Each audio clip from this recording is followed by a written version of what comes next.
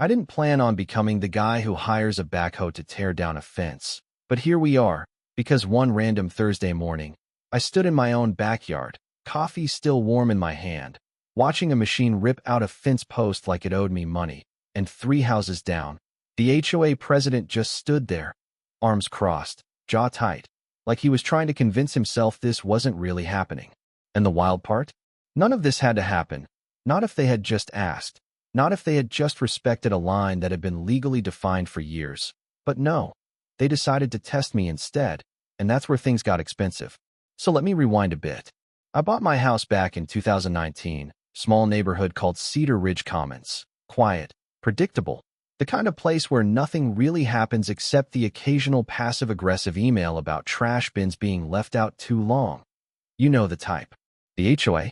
Yeah, they existed, but barely. They handled landscaping, sent newsletters nobody read, and otherwise stayed out of people's lives, and honestly, that's exactly how I liked it. Then came Darren. Darren wasn't always the HOA president, but the second he got elected, you could feel the shift. Suddenly there were initiatives, improvements, community standards being reevaluated, all these nice-sounding phrases that basically meant he wanted control. And one of his first big ideas? Properly enclosing the western boundary. Now, if you don't live in an HOA neighborhood, that probably sounds harmless, maybe even responsible. But what that actually meant was, he wanted to put up a continuous privacy fence along the back line of several properties, including mine. Here's the thing though, nobody on our side of the street was asked, not one conversation, not one email, not even a heads up, just silence. Until a Tuesday. I was at work that day, just another normal shift, nothing special, and around mid-afternoon, my neighbor texts me, just one line. Hey, did you approve that fence? I remember staring at my phone thinking, what fence? I got home maybe 40 minutes later, pulled into my driveway, and immediately felt that weird gut drop feeling. Like something's off, but you don't know what yet. Then I saw it. Right there, cutting across the back corner of my yard.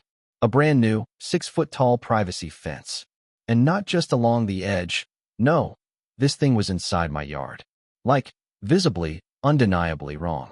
It cut straight through the corner of my garden bed, crushed a section I had just replanted a few weeks earlier, and then ran clean across what I knew was my property. And I didn't need to guess. I didn't need to feel like it was wrong. I knew it was wrong. Because when I bought the house, I had a full survey done, stakes, measurements, the whole thing. I still had the documents. So I walked the line myself, paced it out, checked the markers, and yeah, not even close. That fence was sitting about a foot inside my property. A full 12 inches, give or take. Now, I'm not the kind of guy who jumps straight to confrontation. I don't enjoy conflict, but I also don't ignore something like that. So that evening, I called Darren. He picked up on the third ring, already sounding irritated, like I was the inconvenience. Hey, Darren, I said, keeping my tone calm. I just got home and saw the new fence. It looks like it's on my property. There was a pause, not long, but long enough to feel deliberate. Then he goes, our contractor measured it. It's where it's supposed to be. Just like that. No curiosity. No, let me check. No concern. Just dismissal. I remember gripping my phone a little tighter, trying to keep things level. I've got a recent survey, I said, and it shows that fence is over the line. Can you send me the measurements your contractor used? Another pause, longer this time. Look, he said, voice getting sharper. It looks right to me. You're probably mistaken. I just let it go. Let it go. Yeah, that wasn't going to happen. I didn't argue, didn't raise my voice. I just said, all right, I'll follow up in writing, and hung up. Because at that point, I already knew what kind of situation this was. This wasn't a misunderstanding. This was someone betting that I wouldn't push back. Over the next 3 weeks, I did everything the right way.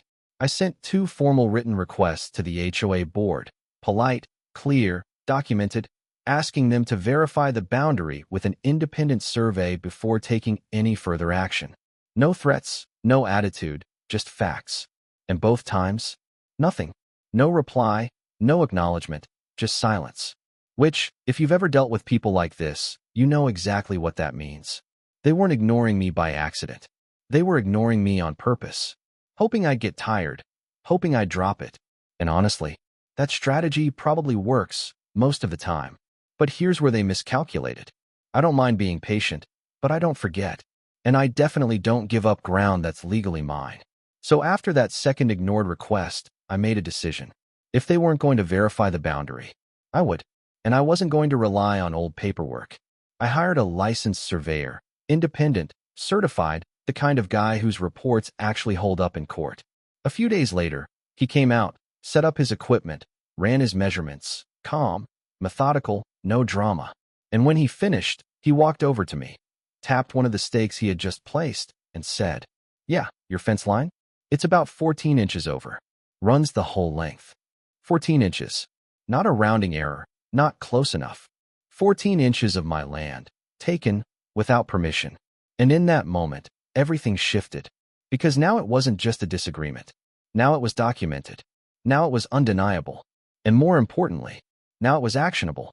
Now, let me pause the story for a second, because this is where things go from annoying neighbor drama to something a lot more structured and, honestly, a lot more predictable. According to standard procedure in most HOA-governed communities, especially in the U.S., any modification involving shared boundaries, fences, walls, landscaping that affects property lines, requires three things: approval, documentation, and permits, and not just internal approval from the HOA board, but alignment with actual property surveys and local county regulations. What Darren did, he skipped all three. And from a legal perspective, that's where he boxed himself in.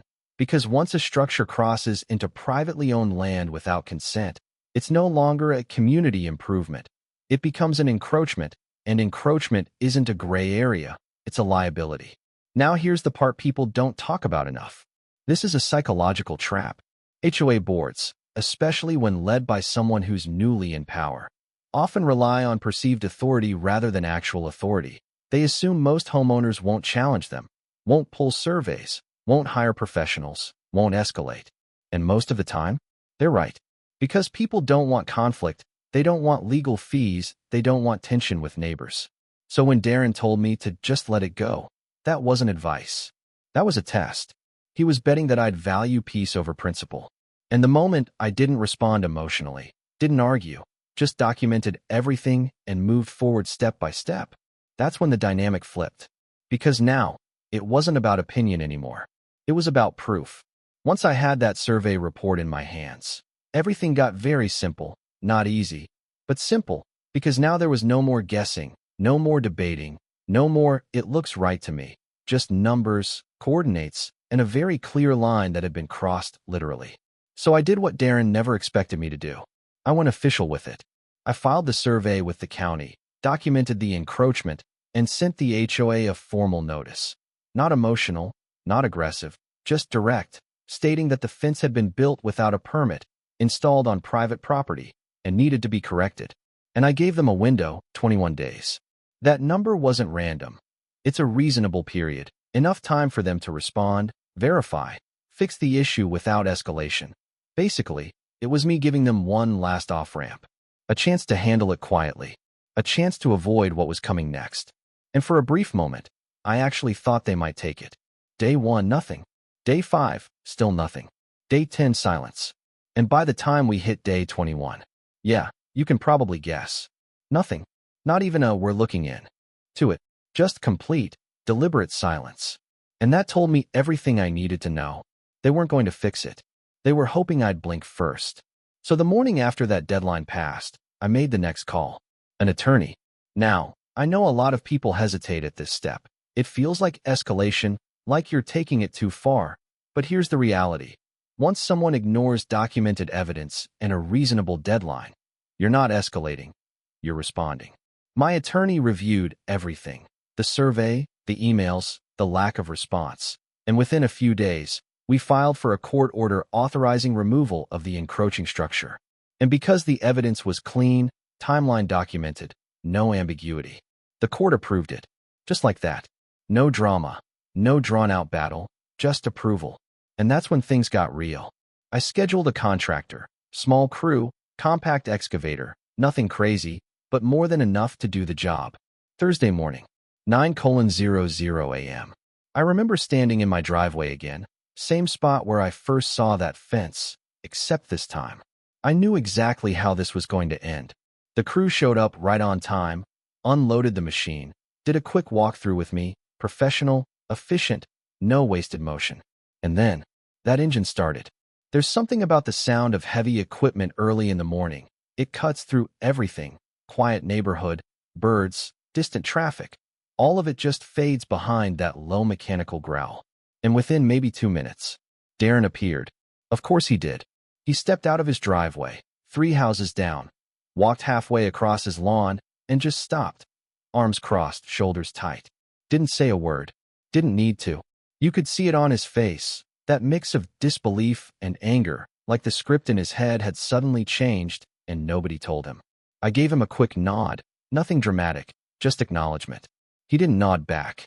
So I turned to the crew and said, "All right, go ahead." And that was it. No countdown, no confrontation, just action. The excavator rolled forward, lined up with the first post. And then, crunch. That first post came out of the ground like it had never belonged there, dirt tearing loose around it, concrete footing snapping clean. And something about that moment, it wasn't loud, it wasn't explosive, but it felt final, like reality had officially caught up. Post by post, the machine moved down the line, steady, precise, grab, pull, lift, drop. Each section of that fence, the one they built without asking, without checking, without permission, came apart piece by piece. And the whole time, Darren just stood there, watching, not yelling, not stepping in, not calling anyone. Because at that point, what was he going to do? Argue with a court order? Call the police on illegal removal? No. All he could do was watch. And I won't lie, there was a moment, maybe halfway through, where our eyes met again. And I could tell, this wasn't about the fence anymore. This was about control. And he had just lost it. 40 minutes. That's all it took. 40 minutes to undo a decision that probably took them weeks to plan. When the last post came out, the crew cleared the debris, leveled the disturbed soil, and just like that, my yard was mine again. Clean. Open, exactly where it was supposed to be. But the story didn't end there. Because removing the fence was only part of it. Once the court order was enforced, the HOA didn't just get to walk away.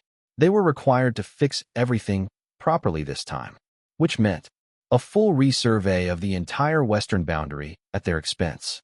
New permits, actual permits, filed and approved through the county. And rebuilding the fence in the correct location. Not close enough, not looks right. Correct. And then came the part that really hit. Reimbursement. Because all those steps I took, the independent survey, the legal filing, the attorney fees, those don't come free. And the court made that very clear. The HOA had to reimburse me. Every dollar tied to resolving the issue. Just over $6,000. Paid out of association reserves. Which, if you think about it, means every homeowner in that neighborhood, including Darren, helped cover the cost of his decision. And that's the kind of detail that lingers. Not the noise, not the argument. The consequence. The quiet, financial kind. A couple weeks later, they rebuilt the fence. This time, perfectly aligned. Funny how accuracy shows up when it has to. And Darren?